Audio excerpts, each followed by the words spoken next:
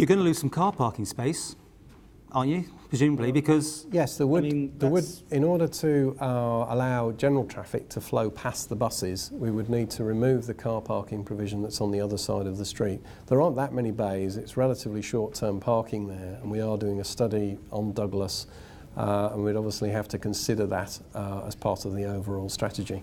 There's some shots from your presentation showing it's going to be under some sort of cover, because I mean that's still the biggest problem. It are, you know, the rain and the wind and things. But it doesn't look particularly comfortable. It's just to keep the rain off, isn't it? It's not going to keep you warm. Well, beauty's in the eye of the beholder, Paul. And will it keep you warm in winter? I doubt it would keep you warm, but it would cut down the worst of the wind. It would keep you dry.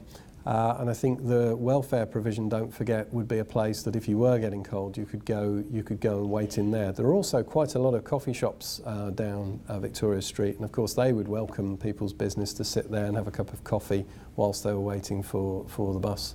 I put it to you, this is just a mishmash. It's just a compromise. This is not delivering what the public have asked for, which is a bus station. I disagree with you, I genuinely do, because you look at what a bus station is. It's a place where buses can go and wait for people, drop them off and pick them up. It will achieve that.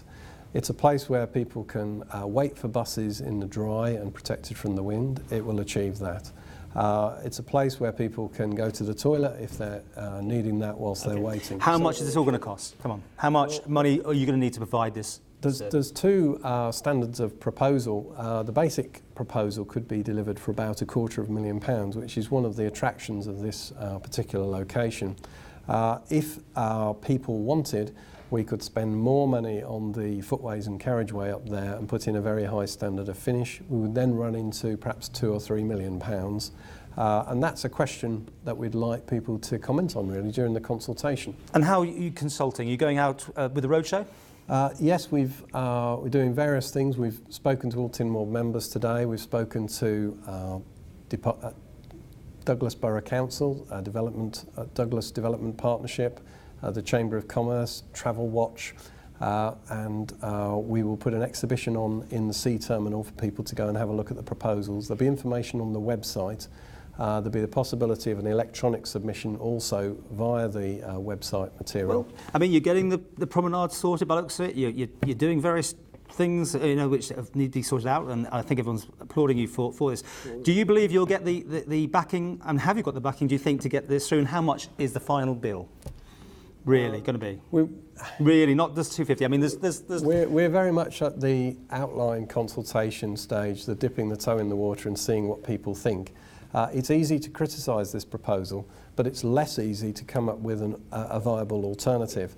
That's why we've approached it through a process of deductive reasoning to get here. When will it be done then? Let's try that one. When do you think, with your hand on your heart, you will be getting passengers picking up on Victoria Street? I think the earliest we could see it is starting in about 12 months, with perhaps delivered in about 18 months, but that would be the earliest. It will depend on the outcome of the consultation. Tynwald members will have the final say. We will need to put in a planning application for the canopy.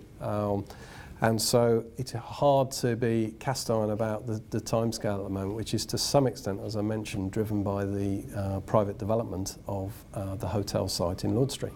Do you believe it will happen? I think it's very important to have a viable alternative location ready. It does bring bus passenger provision to the centre of town, and that makes a heck of a lot of sense in transport terms, because more people can get more easily to where the bus provision is. Do you believe it will happen? I don't know. I honestly don't know.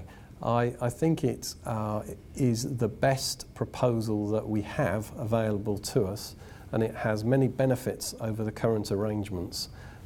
So I think it would be one that the island should seriously consider, but we are going to consultation for the very reason of asking people what they think about it. And people who travel on the buses, who are of course an important stakeholder, will be given the opportunity to fill in a form and give us their views as well.